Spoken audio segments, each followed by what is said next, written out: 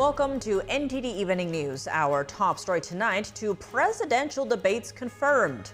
That's between President Biden and former President Trump, the rivals coming to an agreement in a whirlwind few hours. What dramatically differs from Americans' expectations, and will Robert F. Kennedy Jr. make it to the same stage? Iris Tao reports.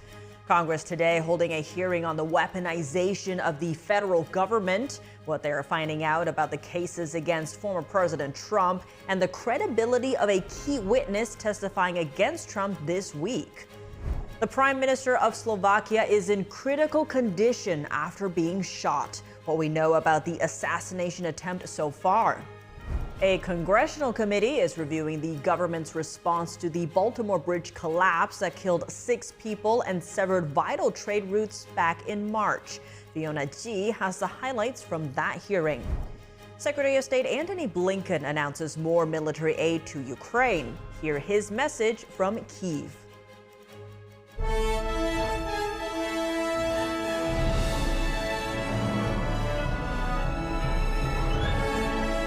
This is NTD Evening News.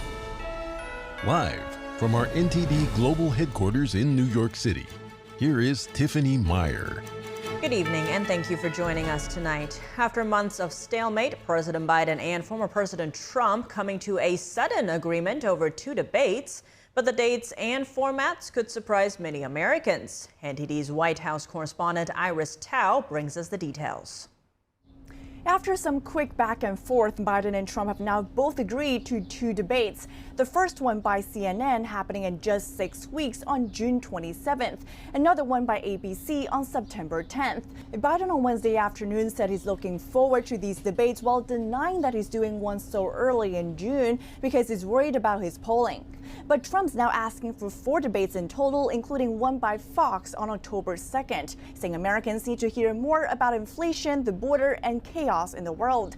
Biden's campaign, meanwhile, slamming the door for more debates, accusing Trump of playing games and insisting that Biden only wants 2 one-on-one debates. Here's Biden in a video on Wednesday morning. Watch.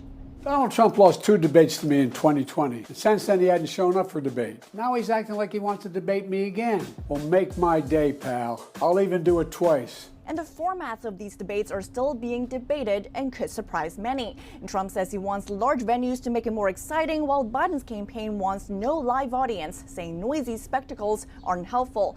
The June CNN debate, for example, won't have an audience and will also be the earliest televised presidential debate on record. It also marks the first time that candidates break away from the bipartisan group that has run these debates for decades.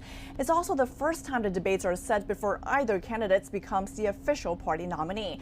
All the surprises come as Biden and Trump already exchanging fire, though not yet on stage. It was just announced last month, inflation surged once again and surged very badly. Joe Biden's inflation tax continues to take away 30 to 50% of every dollar you have. The factors that caused inflation was in place when he walked into the administration, when he took office. As you know, the pandemic caused inflation around the world. Meanwhile, third-party candidate RFK Jr. is now accusing Biden and Trump of trying to exclude him by bypassing the traditional Commission on Presidential Debates. But Kennedy is not meeting the requirement in either case, as his polling only at 10%, which is below the 15% requirement set by both the Commission and major TV networks. Reporting from the White House, Iris Tao, NTD News. Republican representatives are questioning Michael Cohen's credibility in the ongoing Trump case. They examined one of his former lawyers during a government weaponization hearing today. NTD's Arlene Richards has more.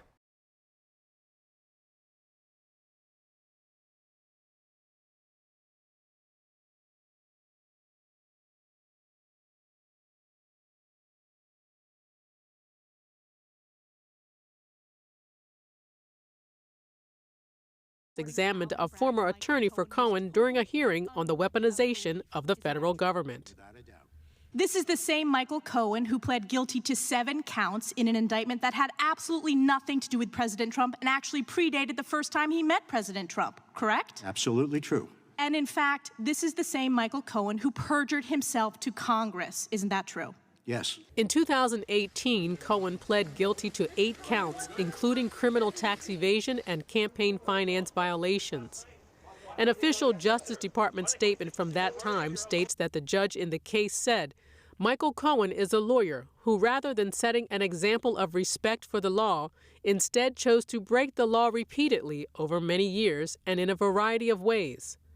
Later, in 2018, Cohen pleaded guilty to lying to Congress about work he did on an aborted project to build a Trump Tower in Russia. I mean, it's one thing to lie to investigators, and I guess it's another thing to lie to Congress, but to lie to investigators and then Congress and then courts. Don't forget the judges. Yeah, the judges. judges. He lied to the judge, too, when he pled guilty. Committee Chairman Jim Jordan pointed out that even Manhattan DA Alvin Bragg refused to work with Cohen due to his past. Bragg had allegedly said this. Quote, he could not see a world in which he would indict Trump and call Mr. Cohen as a prosecution witness, but then he changed his mind. And he didn't change his mind until after President Trump was an announced candidate for president.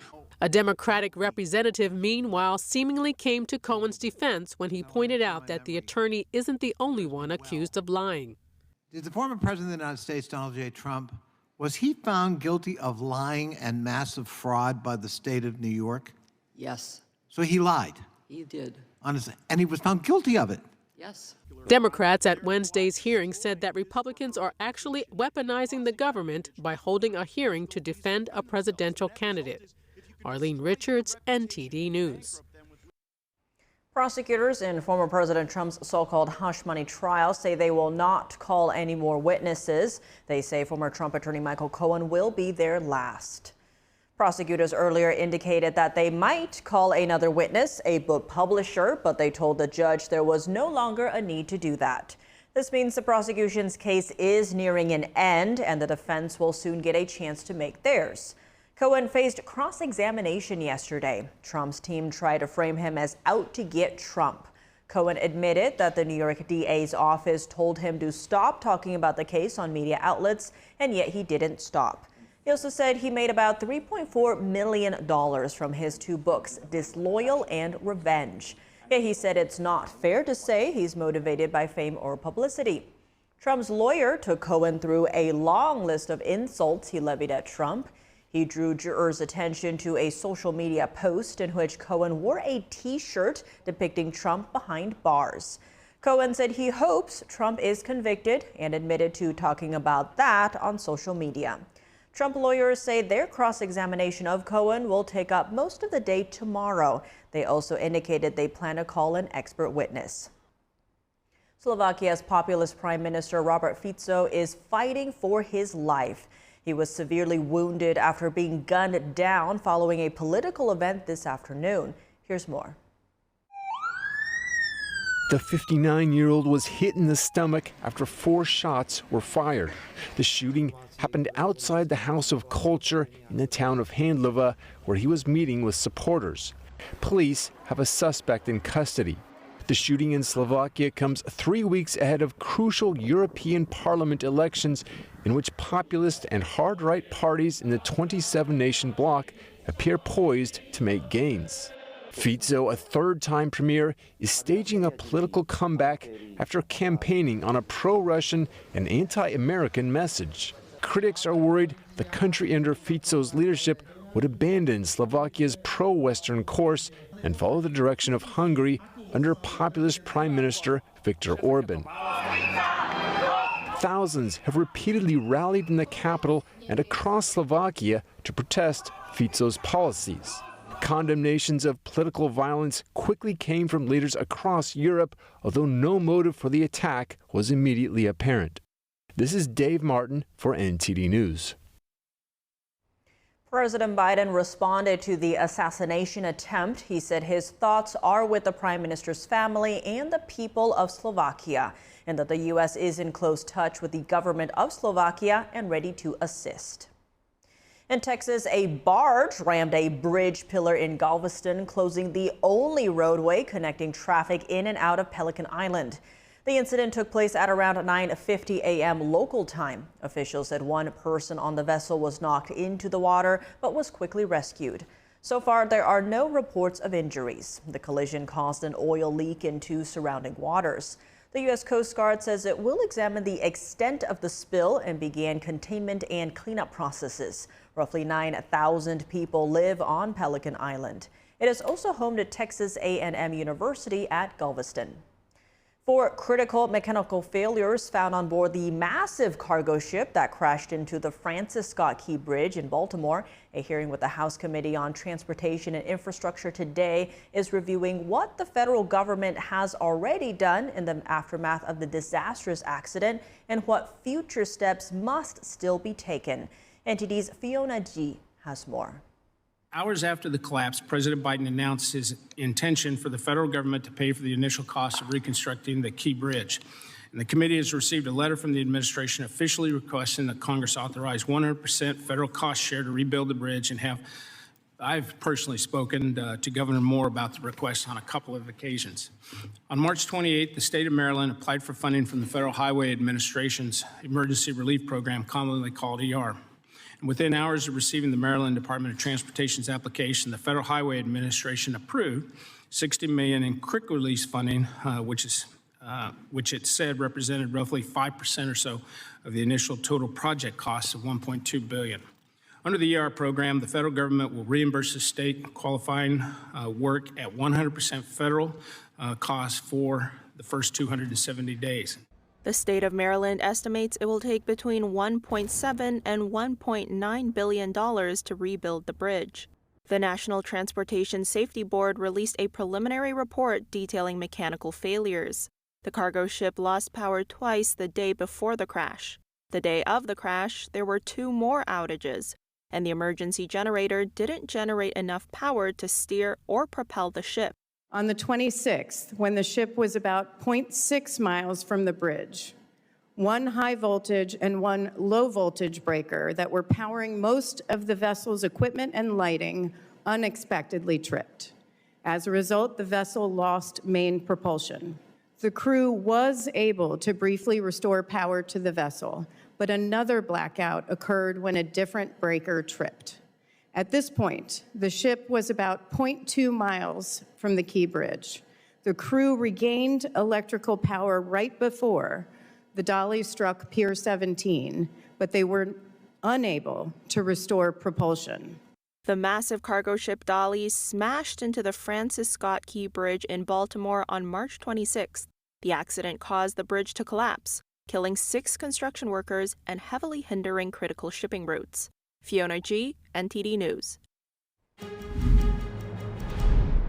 And we have some breaking news. The Supreme Court has just issued a decision on Louisiana's redistricting. It ordered the state to hold the 2024 elections using a congressional map with an additional mostly black district. 2 of the state's 6 congressional districts now have majority black populations. This potentially boosts Democrats' chances of gaining 1 more House seat from Louisiana. A lower court previously ruled the map an illegal racial gerrymander. The Supreme Court's order does not deal with the lower court ruling. Instead, it only prevents another new map from being drawn for this year's elections.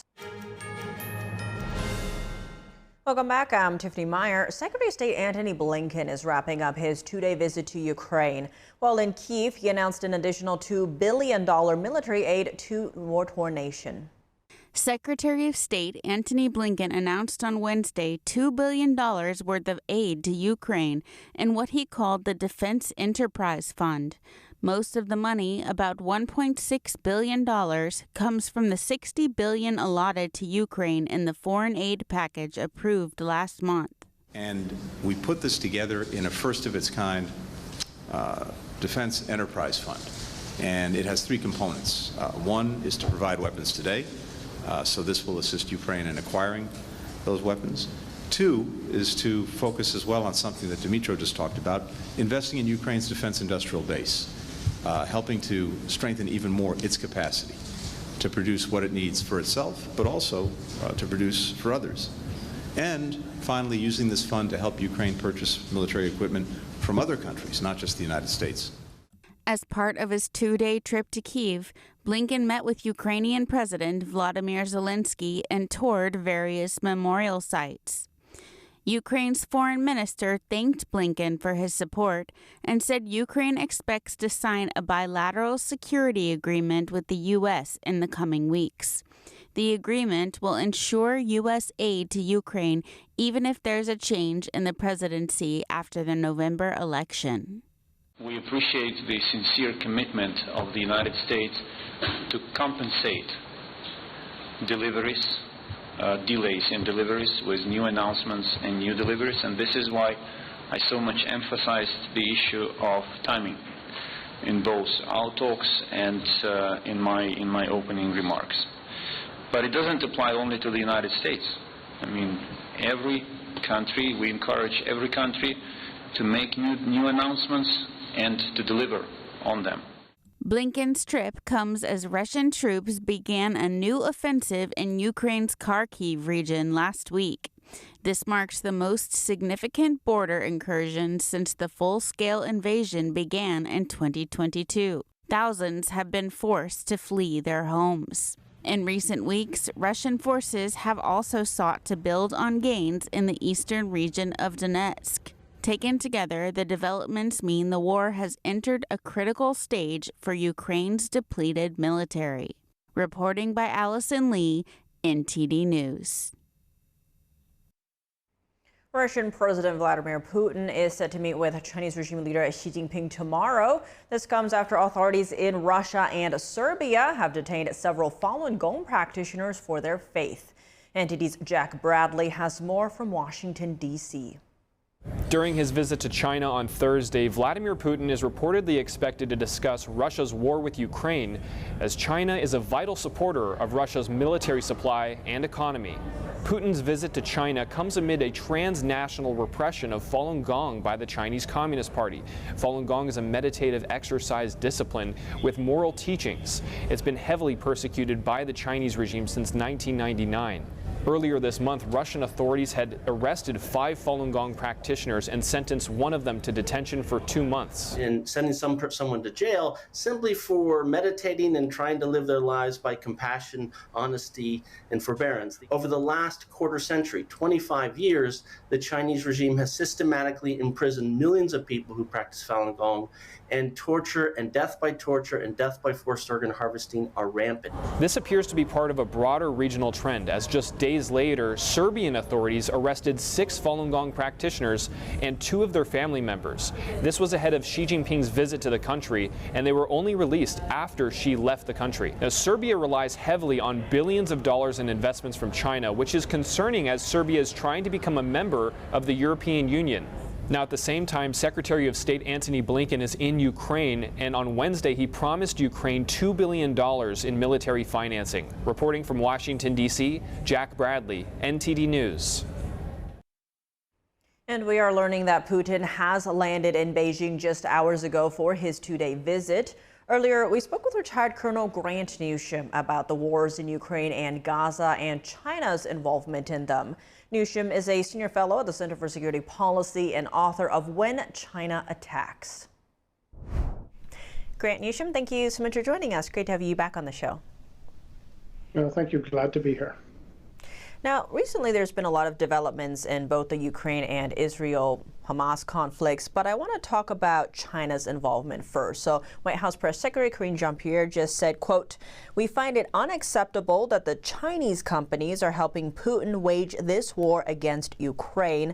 What do you make of her statement, but also what's in it for China to be involved?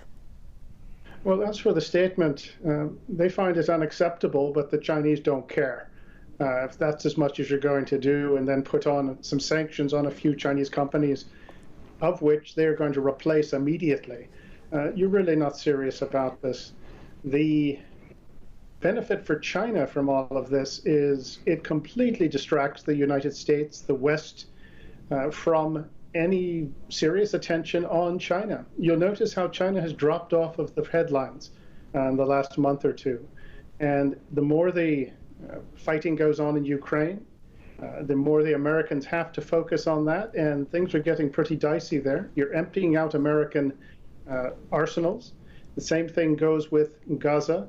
It's a huge political issue in the United States. It's caused chaos in parts of the U.S., certainly on some college campuses.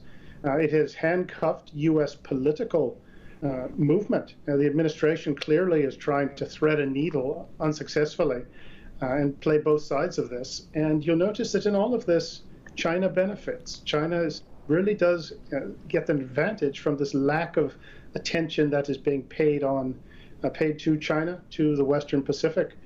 So what's not to like if you're Beijing? You mentioned things are getting dicey in Ukraine, and multiple reports are noting that Ukraine is running out of manpower as Russia intensifies its offensive there. Now, there are also growing calls for NATO troops to be stationed in Ukraine, whether as training purposes or, as French President Macron is saying, to actually have boots on the ground there. What do you make of those calls for NATO to be involved? Well, it's interesting, but I don't know that it's going to lead to much. If you're going to get involved, you're all in, not just send a few troops and think that that sends a message to the Russians, because that isn't going to work. You know, the Russians have been very clear about what their intentions are. Let's take all of Ukraine. And as I say, sending a few troops isn't going to make a big deal. What the EU has to do is to recognize that it is under attack, and it has got to go all out to rebuild their defenses. Some of the Eastern European countries understand this, but the Western European countries really don't. They talk a good game now and then, but ultimately what we're seeing here is an effort to do really the minimum possible to have the Ukrainians die and somehow scare the Russians off. The Russians haven't been scared off yet. But one thing also to keep in mind about all of this from China's perspective is if you look at how the American administration has dithered when it comes to helping Ukraine, and particularly has handcuffed Israel in their efforts to sort of sort things out with Hamas, that it really calls into question American reliability around the world. And don't think America's friends in the Pacific haven't noticed. Now, on that note, meanwhile, Russia's President Vladimir Putin is set to visit China tomorrow, and Al Jazeera is reporting that Putin is backing China's peace plan to end the Ukraine war. How do you view China's role in the international stage as this, say, mediator of solving conflicts? That's normally a role you would see the U.S. in. Does China actually want peace in these regions? Not really. It wants things to continue as they are, and as I said, to drain American resources, divert attention, and from the rest of the West as well. They have no interest in a resolution here, but they like to present themselves as being some sort of mediator. But considering the full-throated support they have given the Russians almost from the start, although the administration wouldn't admit it, that shows you what side they are on. When it comes to Gaza, just look at what they say. They're clearly on the side of Hamas, the terrorists, and anything else that you hear from China is simply posturing and hoping that some of the useful idiots in the West will say, "Look, China wants to be a responsible stakeholder. Let's give them a chance. Let's ease up on them. Let's ignore what they're doing to the Uyghurs, the genocide, the real genocide they are committing," and it works pretty well. But always look at what China does with about as much cynicism as you can muster. To your point, we did see Russia and China have pledged their no limits partnership just days before the Ukraine invasion began back in 2022. Now, in terms of the Middle East conflict, the Biden administration is starting the lengthy process of approving $1 billion arms deal to Israel, but there is no set timeline for Congress to be notified and approve this deal. Now, given that, this comes as multiple reports are noting China and Iran are backing Hamas. Given all of that, where do you see all of this going? Well, it's hard to say, except in the sense that with this administration, and I don't say this with any pleasure at all, you can expect that they're going to come up with some half measures, trying to act like they support Israel, but at the same time they support the other side as well. You just can't play both sides of this. Israel's been an ally forever, and you see if they are getting treated this way, you can imagine what Japan, the Taiwanese, and the Koreans, and some others are starting to think about this as well. The administration has all the authority it needs to provide Israel with the hardware, the weaponry that it requires, and the political support as well. Anything else you see is an effort to pin some blame on the Republicans for political purposes. But this is a conscious decision by this administration to leave Israel out to dry. And partly it's based on a real hatred of Netanyahu himself. And that feeds in from the previous Obama administration, which regarded Netanyahu as practically enemy number one. That's not how you run a foreign policy. Grant Newsham, thank you so much for your time. Well, thank you. Glad to be here. The Israeli army releases drone footage of armed men at a United Nations compound standing next to UN-marked vehicles in Rafah. It's calling on the UN to investigate. The IDF said Saturday it had identified fighters in the central logistics compound of the UNRWA relief agency east of Rafah. The Israeli military has been operating in the city for over a week. An UNRWA spokesperson said the agency was examining the footage and would share information once it became available. UNRWA has been the target of fierce criticism by Israel. It accuses the agency of cooperating with the Hamas terror group in Gaza and has called for it to be disbanded. Earlier, we spoke with Amber Duke, Washington editor at The Spectator and host of the Unfit to Print podcast about Biden's decision to debate Trump.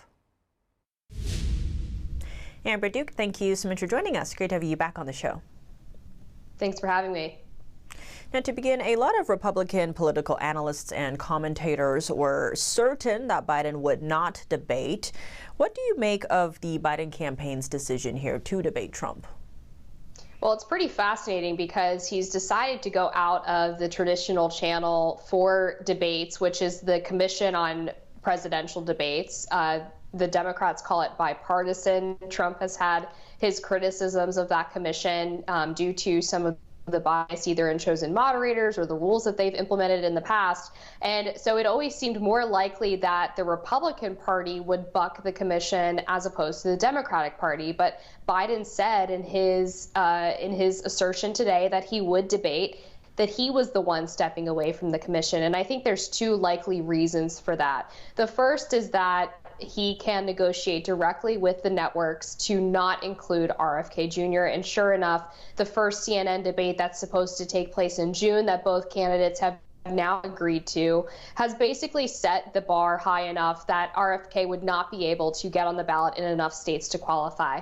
Now, the second reason that I think Biden has done this is, contrary to popular belief, it actually gives him a greater opportunity to wriggle out of actually doing the debate if the terms are not exactly to his specifications. If he outsources the rulemaking to the Commission on Presidential Debates, his campaign loses a lot of say in that process. However, now it's going to be a direct one-on-one negotiation between Team Trump and Team Biden. It will be very easy for Joe Biden to say that Trump was being unreasonable, that they wouldn't compromise on what the rules in terms of debate were actually going to be, and therefore Biden is no longer going to participate. So those are two major benefits that Biden has by signaling that he would do the debates this way. And expanding on that, what do you make of the timing of this decision to be announced? Well, it's obviously a huge benefit to the former president, Donald Trump, and is in line with what he suggested he wanted to do a few weeks ago, which was to actually have some debates before the early voting window opens, because traditionally the debates would be held in September or October or even in early November, well after a lot of Americans were already voting either through mail-in ballots or through absentee voting. So by having a debate in June, and now it looks like Fox News is going to host a debate on October 7th, there would likely be a couple of more debates, I would imagine, that they would agree upon in between those two dates. So you actually have the candidates talking to one another and having that debate before Americans vote. So that was something that Trump was really emphatic about when talking about the debate process. And early voting tends to benefit Democrats more than Republicans. So it actually is a little bit surprising that Biden would want to have the first debate as early as June. And Amber, to your earlier point of the Biden campaign having more of a say this way, they are asking that the debates occur inside a TV studio without a, quote, in-person audience with raucous or disruptive partisans and donors. Now, the letter also asks for microphones that automatically cut off when a speaker's time limit is up. What do you make of these requests, especially the no audience part? Yeah, obviously the no audience is trying to take away any perception shifting reaction from people who are directly in the room, whether it's applause or boos or jeers or basically any other reaction. They want it to just be what each candidate is saying. Now, that microphone rule is a holdover from the second debate of 2020 between Trump and Biden. That was implemented after the first debate went a little bit off the rails. Trump had interrupted Biden pretty significantly. To a lot of conservative commentators, that was to Trump's detriment, actually, because he came off as too aggressive, almost like a bully. And in the second debate, people say that Trump's performance actually improved when he wasn't allowed to interrupt in that way. But of course, it helps Biden as well, right? Because he doesn't get these sort of classic Trumpian interjections, like when he quipped to Hillary Clinton in 2016 that she would be in jail. Those are all things that his supporters really love and seem really authentic to a lot of voters. So it's sort of a double-edged sword there, the idea of not having the microphones turned on in between candidates speaking or when it's not their express turn. And when it comes to these debates, what do you think will be President Biden and former President Trump's strategies to come out on top? I think the obvious message that's going to come out of the Trump campaign is you've had 4 years to identify the problems with the Biden administration, and you can compare it to 4 years in my first term, under which 4-year period were you better off in this country? That's a pretty easy comparison for him to make. Now, I think Biden is going to double down on a couple of things that the Democrats have really viewed as their golden goose. One is the issue of abortion and where the Republican Party stands on it. Trump has tried to moderate on that issue by saying that he wants to leave it entirely up to the states. The Democratic response to that has been that because Trump won't take a specific position, that he is tacitly endorsing any restriction that a state implements, no matter how potentially extreme that voters might view that as. So they're holding him responsible, for example, for Florida's 6-week ban. They're also going to talk a lot about democracy. Biden and his campaign and the Democrats writ large have accused Trump pretty aggressively over the past couple of months of wanting to be a quasi-dictator during his second term. And so you can imagine that Biden is going to bring that up on stage. Back in 2020, when he first announced his campaign, he started it by saying that Trump had refused to condemn neo-Nazis in Charlottesville, which was not a true statement, but it was one that served to paint this picture of Trump as sort of a fascistic figure in the Republican Party. Now, the problem with that strategy is that recent polls suggest that voters actually trust both candidates pretty equally on upholding democracy in America. In fact, independents in a recent poll said that they trust Trump more on democracy than they trust Biden. So Biden will kind of have to thread a needle there in being able to prove that Trump is the greater threat to the country than his administration. Amber Duke, thank you so much for your time. Thank you. President Biden addressed a large gathering of police officers today at the National Peace Officers Memorial Service. It's an annual event at the Capitol honoring slain officers across the country. Being a police officer is not just what you do, it's who you are. You're just like all the women and men in law enforcement I grew up with in Scranton and Claremont, Delaware. You always run toward danger as others run away from it. Most of you, when you were kids, you did it, long before you became an officer. You run toward the cries for help, knowing that you could be of help. It's part of your DNA to serve, to protect, to defend. You represent the very best of America. You're the steel spine of this country. The speech offered Biden an opportunity to speak directly to law enforcement. This comes as he's trying to prevent former President Trump from capturing high-profile endorsements from police unions in the coming weeks. Trump has already won endorsements from statewide police unions in Michigan and Florida. The president of the Police Officers Association of Michigan said the union endorsed Trump for the 2024 race partly because of illegal immigration under Biden. The union leaders said the border situation has created a sense of lawlessness that jeopardizes police officers. The National Fraternal Order of Police and the New York City Police Union both supported Trump in 2020. They have yet to announce their endorsements this election season. The House today marked Peace Officers Memorial Day with a hearing and debate on legislation designed to support law enforcement nationwide. Our Washington correspondent Luis Martinez has more. Speaker of the House Mike Johnson led House Republicans in commemorating Peace Officers Memorial Day with a legislative agenda focusing on supporting law enforcement nationwide. And this week we pay tribute to those who do clothe themselves with that dignity and decency and who stand on the lines of justice and keep us safe. So as Leader Scalise mentioned, we'll be passing legislation on the floor to make that clear and to do everything we possibly can to celebrate those officers and to protect those who protect all of us. The House Committee on Homeland Security held a hearing on Wednesday on how Congress should support law enforcement. The Democratic ranking member, Congressman Benny Thompson from Mississippi, questioned law enforcement experts on whether gun regulations would decrease crime rates. You can do whatever you want. The fact of the matter is, I think we've got to hold these people accountable that use guns in crimes and prosecute them to the fullest extent of the law, rather than constantly trying to change laws that are really only going to impact the honest citizen buying a gun. I think that efforts are probably best spent in holding people accountable that are breaking the law very actively, including people that are knowingly using stolen firearm. Congressman Benny Thompson then proceeded to question law enforcement experts on the events of January 6, 2021. One more question. On January 6, thousands of angry supporters who whipped into a frenzy by the former president marched on the White House to the Capitol, where they broke a police barricade, smashed windows, and assaulted police officers. Mr. Mays, do you agree that this violence against police officers was unjustified? Absolutely. So I agree that anybody that does that should be fully prosecuted. Mr. Bullock? Take the same stance. Anyone that commits violence towards law enforcement should not be tolerated. Mr. Bryant? I agree.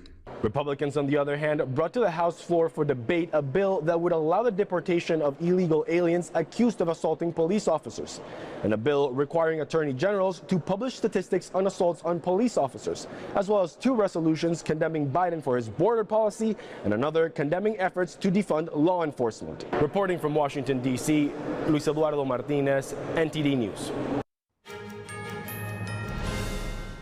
Welcome back. I'm Tiffany Meyer. Kansas is the latest state to sue the Biden administration for changing Title IX. The anti-discrimination rule now includes gender identity. Here's Kansas Attorney General Chris Kobach in Topeka. My second daughter is going to be competing on the Hillsdale track and field and cross-country teams in the fall. I don't ever want to see her losing a race or placing one place lower or two places lower in a race because a biological male ran faster. It would not be surprising at all if a biological male ran faster. The notion that we're even talking about whether it's unfair or right to have biological males participating in women's sports is itself just mind-blowing. Anyone who has a daughter participating in sports, anyone who has participated in sports themselves, anyone who believes sports should be fair, which I would hope would be all Americans, would recognize that this Biden administration rule is just wrong. The Attorney General's office outlined some potential scenarios under the Title IX revisions. It says a 16-year-old girl on an overnight school trip could be forced to share a hotel room with a male, or that a 14-year-old girl could be forced to change her clothes in front of an 18-year-old male. The lawsuit alleges that the changes to Title IX seek to politicize the nation's education system. It accuses the Biden administration and its allies of having radical ideological views. It says the true mission of Title IX is to protect women and girls from discrimination in education and to protect and promote women's and girls' sports. And now for more sports news, we're joined by NTD's Dave Martin. Dave, plenty to discuss today, but let's start in the NFL, where Kansas City Chiefs kicker Harrison Butker, who is Catholic, is in the news for giving a commencement speech at a Catholic college. What about his speech caused such a stir? Yeah, well, it kind of depends who you talk to. Let me start off with one of the first things he says. He's talking about bad policies and bad leadership in our country. He says, quote, things like abortion, IVF, surrogacy, euthanasia, as well as a growing support for degenerate cultural values in media all stem from the pervasiveness of disorder. Our own nation is led by a man who publicly and proudly proclaims his Catholic faith, but at the same time is delusional enough to make the sign of the cross during a pro-abortion rally, end quote. Now, Butker also extolled the virtues of having a family, that being a homemaker and raising kids was a positive thing for women, and for the men, how important their role as fathers in the family was. Now, of course, these values are not always seen as positive by the mainstream media. Now, look at how the AP writes up the coverage of his speech. After sharing some of his quotes, they conclude, it has been an embarrassing offseason for the Chiefs. And they bring up the Chiefs' starting wide receiver who turned himself into the Dallas police on multiple charges, including aggravated assault. So they put Butker's pro-Catholic beliefs in the same category of embarrassment as a guy charged with breaking the law. Personally, I think it kind of shows, how out of touch some of our mainstream media is, or really some media in general, with millions of Americans, not just Catholics in this country. Well, staying in the NFL, the league has announced a new 3-year agreement with Netflix to broadcast at least one holiday game, including this Christmas. How did this come about? They didn't actually say, but I'm sure they saw how much viewership the NBA gets on Christmas and saw their Christmas ratings this year. It was on a Monday. They knew they had to make it a staple, I'm sure. Now, they've aired games on Christmas before. This season, it's on a Wednesday, though. That's very unusual for them. In any case, they'll have the Super Bowl champion Kansas City Chiefs playing at the Pittsburgh Steelers and the Baltimore Ravens playing at the Houston Texans. So with Patrick Mahomes, Travis Kelce, Lamar Jackson, C.J. Stroud, probably also Taylor Swift, and maybe a few Sandals will be there. There'll be plenty of star power on display. Moving to hockey news, we have one NHL playoff game tonight. That's Game 5 between Dallas and Colorado. What is the playing status of Colorado's Devin Taves? Yeah, he's going to play tonight. That's after missing Game 4 of their series due to an injury. Now, Taves is one of the better defensemen in the league, and Colorado definitely needs him tonight. They're facing elimination down 3-1 to the Stars, and it's been a sudden turnaround in this series for the Stars. The Avalanche actually came to this series on fire, winning the first 4 games of their winning 4 straight games to eliminate Winnipeg. They won Game 1 of this series in Dallas. But if Sunday lost 3 in a row, they've only scored a total of 2 goals in their last 2 games. Now, tonight's game is going to be in Colorado. Shifting gears to the NBA playoffs, we have a pair of games tonight, including Game 5 between Boston and Cleveland. This series has also had its share of injuries. But what is the status of Cleveland's Donovan Mitchell? Well, he's officially questionable, but I've already seen some reports that he's really not going to play. And if that's true, that would be a big loss for Cleveland. He's a 5-time All-Star. He's their leading scorer.